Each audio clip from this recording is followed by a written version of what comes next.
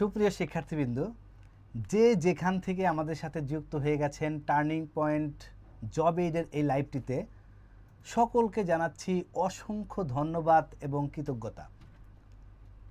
আপনারা পাশে আছেন বলেই টার্নিং পয়েন্ট এত সুন্দর।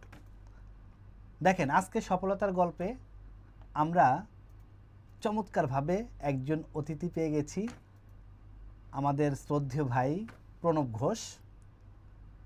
ওনার সম্পর্কে আমি যদি একটু বলি, উনি তো বলবেনই, তারপর আমি জাস্ট একটু বলি।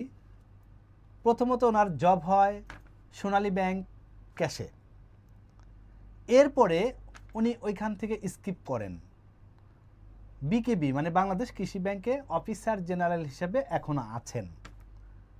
এরই মধ্যে আরেকটা রেজাল্ট উনি পেয়ে গেছেন, সেটা হচ্ছে 2023 সাল ভিত্তিক সিনিয়র অফিসার সোনালী ব্যাংক। তার মানে হচ্ছে আপনি যখন আপনার টার্গেটকে ফোকাস করবেন, তখন একটা নয়, দুইটা নয়, অনেকগুলো চাকরি হবে। তার জ্বলন্ত প্রমাণ আমরা পেয়ে গেছি আমাদের স্টুডিওতে। আমি প্রথমেই, আমরা কিন্তু আজকে অনেকগুলো প্রশ্ন করব, এবং এই প্রশ্নগুলো আপনারা যদি প্রণব ঘোষের উত্তরগুলো শুনেন, আপনাদের জীবন এটা পাথেয় হয়ে থাকবে এবং অনেক ভালো লাগা কাজ করবে। আমার রিকোয়েস্ট থাকবে, আপনারা যারা শুনছেন এই মুহূর্তে, তাদের যদি কোনো প্রশ্ন থাকে তাহলে কমেন্টসের মাধ্যমে এই প্রশ্নগুলো করতে পারবেন। আমরা কিন্তু সেগুলোর চমৎকার উত্তর দেওয়ার চেষ্টা করব। চলেন আমরা শুরু করি।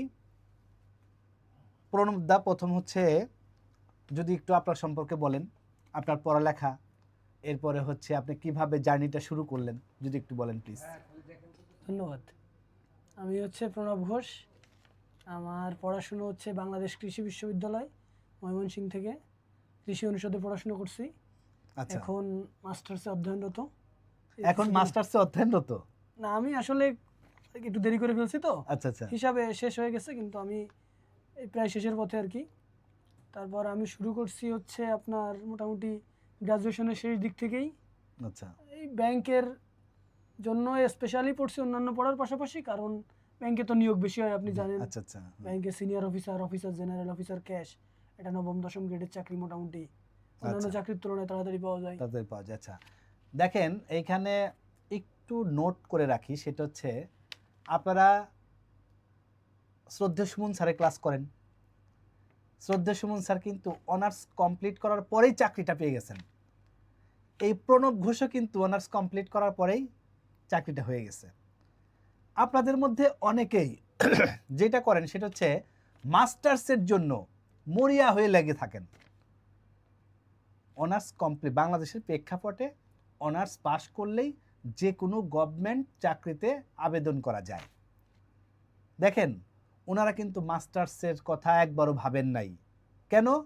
তাদের নিড হয়েছে জব।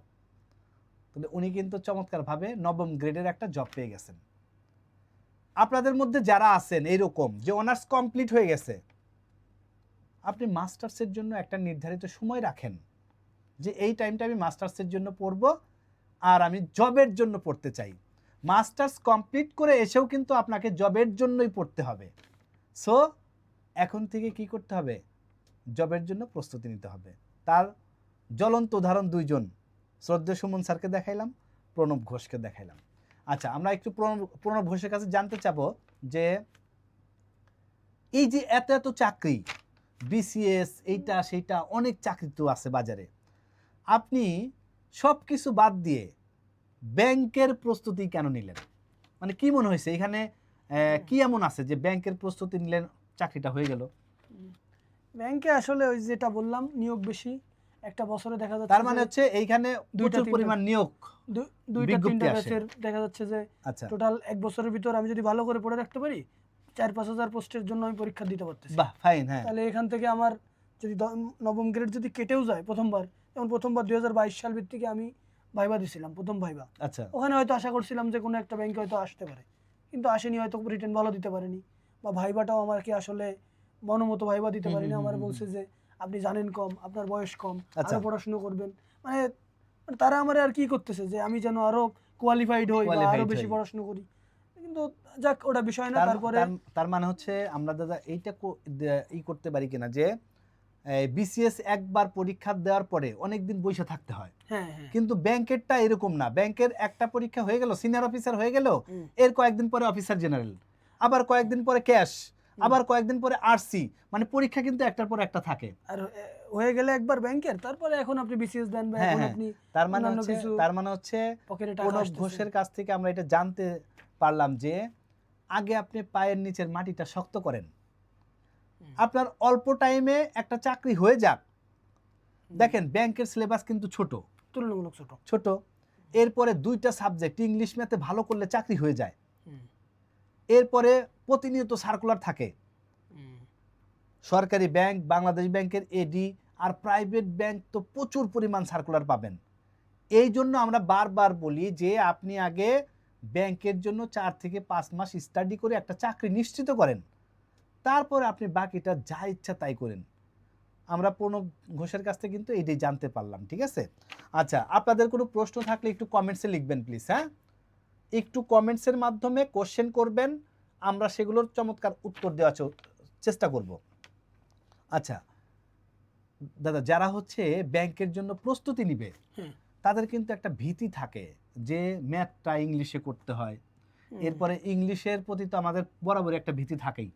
তাহলে এই ইংলিশ এবং ম্যাথে তারা কিভাবে ভালো করতে পারবে, এটা যদি একটু পরামর্শ দেন। এই যখন থেকে আমরা মোটামুটি গ্রাজুয়েশন করছি, মানে এখন তো ম্যাক্সিমাম জায়গায় ইংরেজিতে আমরা পড়াশোনা করছি, সুতরাং ওই ভীতিটা তো ওভাবে থাকার কথা না। থাকার কথা না। আর আরেকটা বিষয় হচ্ছে আমরা বিশ্ববিদ্যালয়ে বা যেভাবে ইংরেজি লিখি, টিচাররা আমরা ভুল লিখি, টিচাররা ধরে নেয়। চাকরির পরীক্ষাতে তো এই ভুলগুলো আমাদের কারেকশন করতে হবে। আর তবে ম্যাক্সিমাম এখন তো জাতীয় বিশ্ববিদ্যালয়েও অনেক কোর্স সম্ভবত ইংরেজিতে দেওয়া হয়, যতদূর জানি। অনেক জাতীয় বিশ্ববিদ্যালয় বিবিএ যেটা ইংলিশেই টোটালটাই করছে এখন অনেক কিছু ইংরেজিতে। আর ইঞ্জিনিয়ারিং বা কৃষিবিদ বা অন্যান্য যে ব্যাকগ্রাউন্ডগুলো আছে, অন্যান্য ভার্সিটিগুলো আছে, এখানে তো বাংলার সুযোগ নেই।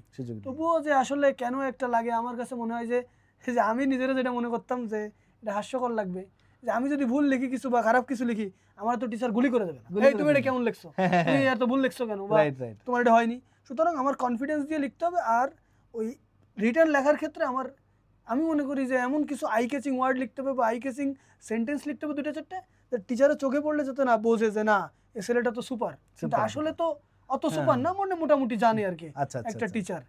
আর ম্যাথটা হচ্ছে ওভাবে গ্রাজুয়েশন শেষ করার আগে থেকে করলে একটু ভালো হয়। আর তা না হলে আমি কোচিং এর নাম কি টার্নিং পয়েন্ট বলে দিলাম, আপনার সুমন স্যার আছে, অভ্র স্যার আছে।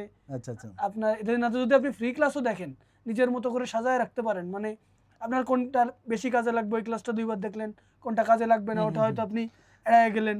তার মানে হচ্ছে এই আপনারা যখন দেখবেন যে আপনি নিজে নিজে একটা জিনিস ট্রাই করার পরে ওটা আপনি পারেন, সো এখানে আপনার এই হেল্পিং হ্যান্ড দরকার নাই। আর যদি মনে হয় যে না আপনি নিজে নিজে পেরে উঠতেছেন না, তখন আপনি কি করতে হবে, মেন্টরের সুযোগ নিতে হবে। যেমন আমাদের টার্নিং পয়েন্ট জব এটা আমরা কি করি, আপনার একটা কঠিন রাস্তাকে আমরা সহজ করে দেই। আপনি 10টা ম্যাথের মধ্যে 8টা ম্যাথ পারেন, 2টা পারেন না, তখন আপনার মাথা কি গরম হয়ে যায়। এই জন্য আপনার মেন্টর দরকার হয়। আপনি একটা জিনিস দেখেন, আপনি যখন টিউশনি করেন, আপনি কোনো ছোট বাচ্চাকে পড়াইতে যান, সেই গার্ডিয়ান আপনাকে নেয় কেন, তার বাচ্চার কাজগুলো সহজ করার জন্য। তেমনি টার্নিং পয়েন্ট জবে আপনি কেন আসবেন, আপনি ইংলিশ, ম্যাথ, জিকে, এরপরে analytical skill, banking, finance knowledge, ICT, এগুলো যেন আপনি ভালো কি করেন গ্রিপ আপ করতে পারেন, সুন্দর মতো মাথায় নিতে পারেন, হ্যান্ড নোট তৈরি করতে পারেন। এই লক্ষ্যে আমরা কাজ করি যে আপনাদের রাস্তাটা যেন মসৃণ হয়ে যায়। তেমনি প্রণব ঘোষের কথা দিয়ে আমরা বুঝলাম যে আপনি যদি নিজে নিজে পারেন তাহলে টেবিলে বসে নিজে নিজে পড়েন। আর যদি মনে হয় যে না মেন্টর দরকার, তাহলে যে বলছে Shubhro sir, Suman sir, Tareq sir, ওনারা যারা আছেন তাদের একটু হেল্প নেন। আর একটা বিষয় দাদা আমি এড করতে চাই, সেটা হচ্ছে টিচারদের তো হেল্প নেবেন, তারপরে একটা বিষয় হচ্ছে পরীক্ষার সময় কিন্তু নিজের পড়তে হয় বা নিজের, এজন্য নিজের দেখা যাচ্ছে যে ফোকাস বা আর্গুমেন্ট নিজের সাজায় নেওয়া ভালো। যেমন পরিবেশ রিলেটেড আমার কিছু নলেজ থাকলো, যে কিছু ডেটা থাকতো, কিছু থিওরি থাকলো, যদি ওইগুলো আসে আমি পরীক্ষার ভিতর ওইগুলো ইনক্লুড করে দেওয়ার চেষ্টা করি। বাহ, ফাইন। নারী নিয়ে যদি কিছু আসে আমি দেখা যাচ্ছে যে কিছু ভালো দিক বলে দিলাম, দেখা যাচ্ছে যে দু একটা ইংরেজি টার্ম আছে, দেখা যাচ্ছে যে মানে প্যাট্রিয়ট টাইপিক্যাল, মানে হচ্ছে আমাদের যে পুরুষতান্ত্রিক মন মানসিকতা, বা কিছু ইংরেজি দিয়ে দিলাম, যেমন মুদ্রাস্ফীতি নিয়ে কিছু আসলো আপনি লিখে দিলেন যে কস্ট পুশ ইনফ্লেশন, এর কারণে আমাদের জীবনযাত্রার ব্যয় বেড়ে যাচ্ছে। এটা কিন্তু টার্মটা ছোট, বাংলার ভিতরে আপনি ইংলিশে লিখে দিচ্ছেন, টিচারের চোখ পড়ে যাচ্ছে, তাহলে ভাববে যে এই ছেলে তো অনেক কিছু জানে, কিন্তু জানাশোনা তো কম আপনার। এখানে কিন্তু চমৎকার একটা কথা বলে গেছে প্রণব ঘোষ, সেটা হচ্ছে এই যে নোট করার ব্যাপারে আপনি পরিবেশ বিষয়ক যত তথ্য পাবেন আপনি চমৎকারভাবে নোট করবেন। আপনি ওমেন এম্পাওয়ারমেন্ট, ওমেন সম্পর্কে যত তথ্য আছে সব আপনি এক জায়গা কি করেন, সুন্দর করে লিখে রাখেন। এরপরে ব্যাংকিং যত ট্রাম আছে, ব্যাংকিং, হ্যাঁ এগুলো নিয়ে, হ্যাঁ এগুলো সব সুন্দর করে লিখে রাখেন। এগুলো কিসে কাজে লাগবে? আপনি যখন রিটেন পরীক্ষা দিতে যাবেন তখন এই তথ্যগুলো আপনাকে সুপার ডুপার মানে টনিকের মতো কাজ করবে। এই জন্য ওনারা কিন্তু এটা করছেন যে তথ্য কালেক্ট, তথ্য সংগ্রহ, এই জিনিসটা করতে হয়। রিটেনে ভালো করতে হলে তথ্য সংগ্রহ করতে হবে।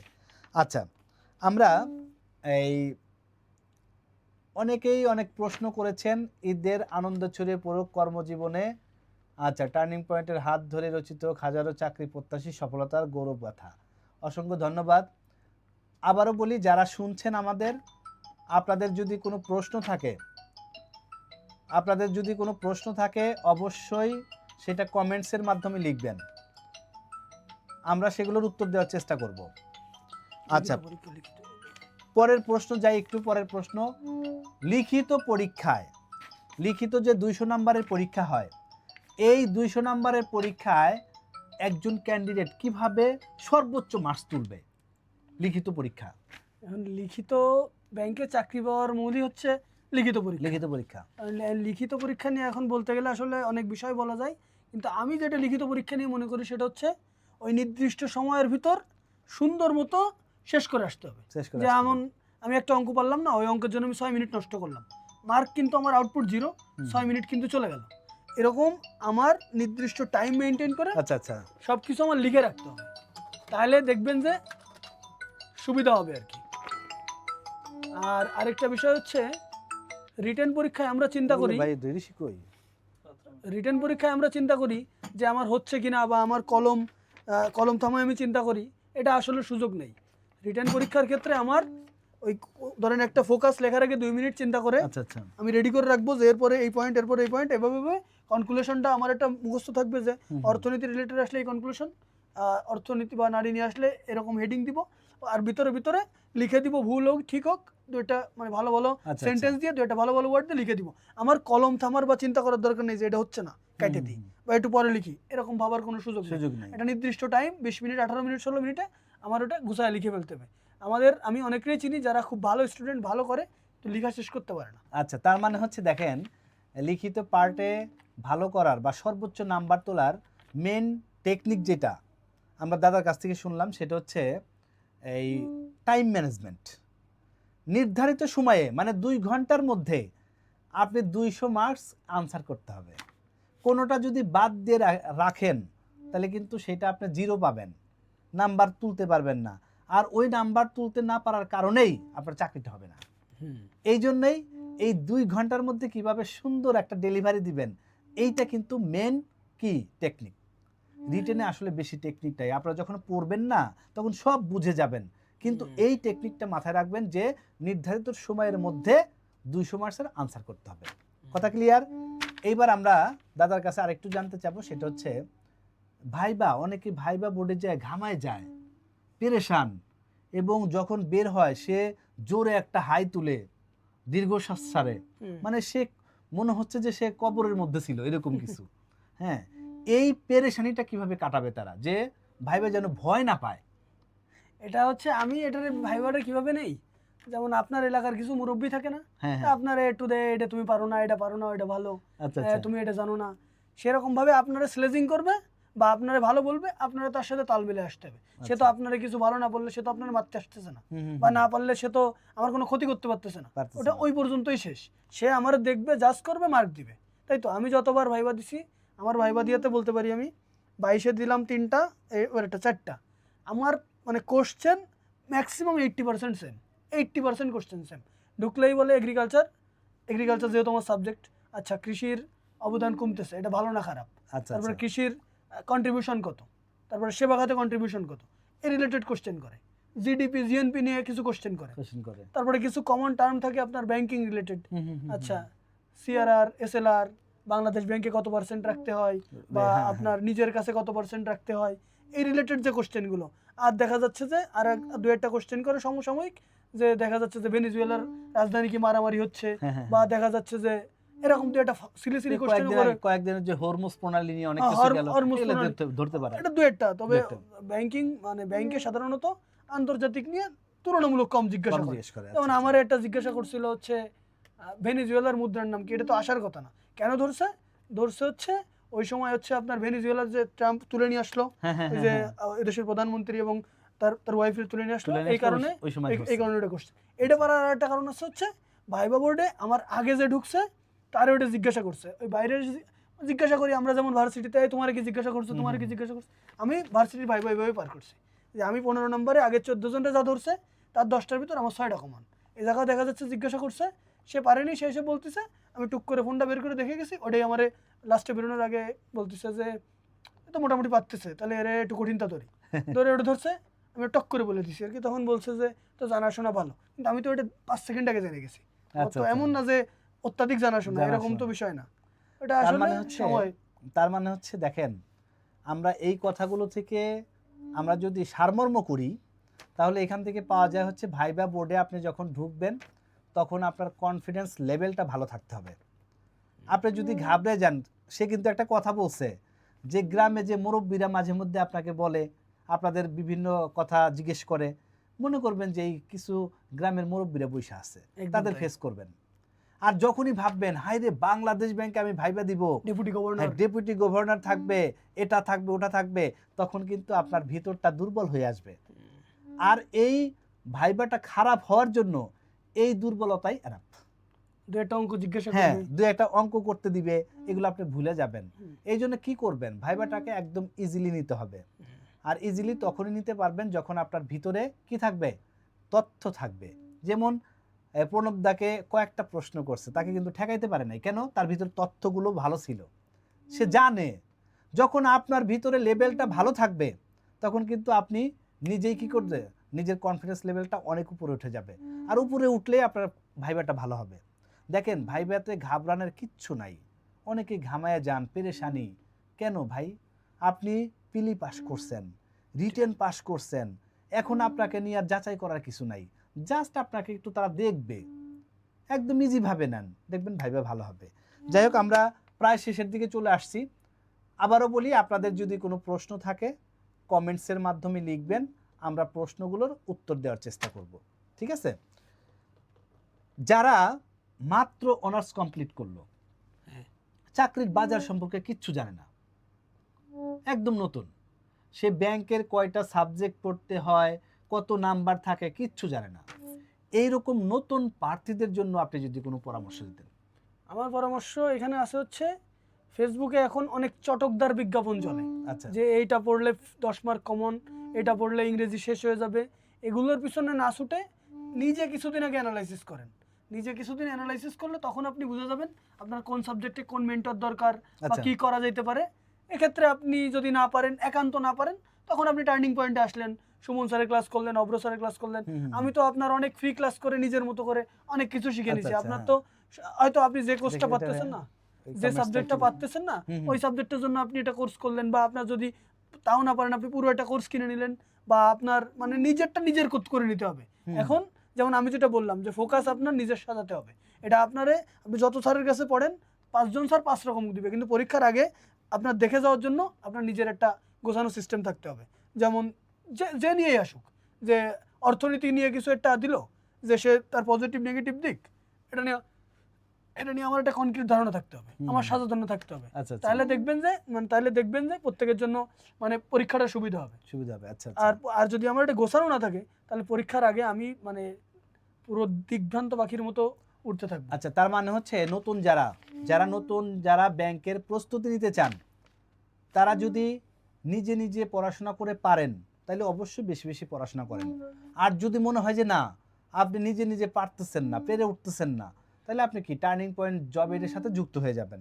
আমাদের চমৎকার একটা কোর্স আছে, 5 মাসের কোর্স, আমরা অনলাইনেই করাই। অনলাইনে ঘরে বসে আপনি করতে পারবেন। এইখানে ক্লাস থাকবে 72 লেকচার শিট থাকবে, প্রত্যেকটা ক্লাস জুমে হবে, রেকর্ড থাকবে। এই ক্লাসগুলো আমরা রেকর্ড কেন রাখি? রেকর্ড রাখার কারণ হচ্ছে আমাদের প্রিয় ভাই বোন যারা আমাদের সাথে যুক্ত হন, তারা যেন আনলিমিটেড ক্লাসগুলো করতে পারেন, যতবার ইচ্ছে রিভিশন করেন। আমি কিন্তু ক্লাসে বারবার একটা কথা বলি, রিভিশন ইজ দ্য কি টু মাদার প্রিপারেশন। আপনি যদি রিভিশন না করেন তাহলে আপনি ভালো প্রিপারেশন কখনোই হবে না। দেখেন ওনারা যেটা করছে, ওনারা কিন্তু চাইলে একবার পরেই বসে থাকতে পারতো। তাহলে একবার যখন ক্যাশে চাকরি পাইছে তখন কিন্তু আর অফিসার জেনারেল পরীক্ষা না দিলেও পারতো যে না আর আমি কোনো জায়গায় যাব না, এইখানে আমি সেট আপ হয়ে থাকবো না। তাদের একটা ক্ষুধা ছিল যে না এর চাইতে বেটার কিছু করতে হবে, তখন কিন্তু ওনার অফিসার জেনারেল চাকরি হয়েছে। অফিসার জেনারেল যাওয়ার পরে তার মনে হয়েছে no, it is not better, কি it is not better item, আমার আরও ভালো আইটেমে যাইতে হবে। তখন সে কি করছে, তখন সিনিয়র অফিসার আবার টিকে গেছে। এখন সিনিয়র অফিসারে চাকরি পাওয়ার পরে প্রণবদার ভাবছেন যে না আমার বাংলাদেশ ব্যাংকের এডি হইতে হবে। এখন কিন্তু উনি হাল ছাড়বেন না, আপনাদের সাথে কি করবেন, কম্পিটিশনে আবার যোগ দিবেন। কিসের জন্য? বাংলাদেশ ব্যাংকের এডির জন্য। এই জন্য আপনারা যদি মনে হয় যে না নিজে নিজে পারবেন পড়েন, নিজে নিজে না পারলে টার্নিং পয়েন্ট জব এডির সাথে যুক্ত হন। ওকে, আমরা শেষের দিকে চলে আসছি একদম। সবার উদ্দেশ্যে যারা শুনছেন আমাদের সবার উদ্দেশ্যে আপনি যদি কিছু বলেন, সবার উদ্দেশ্যে। পড়াশোনা করতে থাকেন, আচ্ছা, কিছু না কিছু হবে এবং ভালো কিছুই হবে। বাহ, দারুণ। চালায় যান। এই ছোট্ট কথায় মাত্র 5 সেকেন্ড, পড়াশোনা করতে থাকেন, লেগে থাকেন, কিছু না কিছু হবেই, মাস্ট। এটা কিন্তু দারুণ একটা পরামর্শ, চালিয়ে যান। দেখেন থামুন কিন্তু বলে নাই, কি বলছে, চালিয়ে যান। তার মানে এই যে 10 নম্বরে মিরপুর 10, এই 10 নম্বরে আমি আছি 2012 সাল থেকে। 2012 সাল থেকে 2026 মানে 14 বছর। এই 14 বছরে আমি কখনোই কাউকে দেখি নাই লেগেছিল চাকরি হয় নাই। একটা স্টুডেন্ট আমি মানে কখনোই দেখি নাই। কেউ বলতে পারবে না যে আমি লেগেছিলাম চাকরি হয় নাই। লেগে থাকলে 100% চাকরি হবে। এই জন্য লেগে থাকেন। লাস্ট কথা হচ্ছে লেগে থাকুন। প্রণবদাকে অসংখ্য অসংখ্য ধন্যবাদ আমাদের সময় দেওয়ার জন্য, আমাদের স্টুডিওতে আসার জন্য। আপনারা যারা শুনছেন টার্নিং পয়েন্ট জব এডের পেজ থেকে, তাদেরকেও অসংখ্য ধন্যবাদ। একটা প্রশ্ন, আচ্ছা একটা একটু নিতে চাই। অনেক চৌধুরী লিখেছেন, স্যার আমি টার্নিং পয়েন্টের স্টুডেন্ট, নতুন সিলেবাস অনুযায়ী financial and banking and analytical ability আমাদের ক্লাস রুটিনে নাই। ক্লাস রুটিনে অবশ্যই আছে, আপনি দেখবেন যে ক্লাস হবে, শুভ্র স্যার ক্লাস নেবে, ডাবল ক্লাস আমাদের ক্লাস। এই আপনারা তো আমাদের বিশ্বাস করে ভর্তি হয়েছেন অনেক, প্রত্যেকটা ক্লাসই একদম অ্যানালিটিক্যাল স্কিল, তারপরে ব্যাংকিং অ্যান্ড ফাইন্যান্সিয়াল নলেজ, তারপরে এরপরে হচ্ছে আইসিটি, ম্যাথ, ইংলিশ, সব শেষ করেই আপনাকে এক্সাম হলে পাঠাবো। সো এই যে রুটিনটা হয়েছে, এই রুটিনে তো কখন কি দিব এটা আমাদের প্ল্যানিং করা আছে।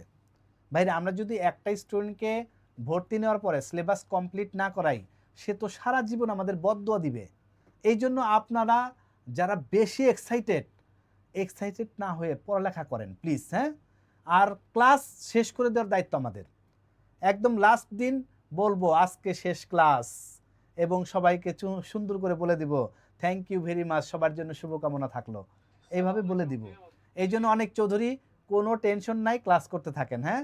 শুভ্র স্যার আজকে ঢাকায় ফিরছেন, দেখবেন যে এরপরে আমরা ডাবল ক্লাস দিয়ে দিব অ্যানালিটিক্যাল অ্যাবিলিটি।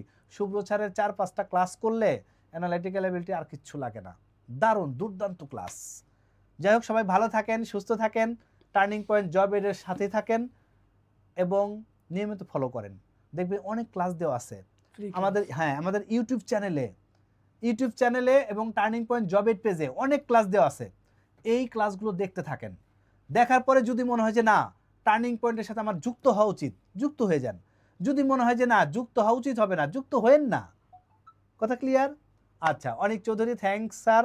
অনেক চৌধুরী আপনাকেও অসংখ্য ধন্যবাদ। শুধু কি করতে হবে, বিলিভ রাখতে হবে, বিশ্বাস করতে হবে।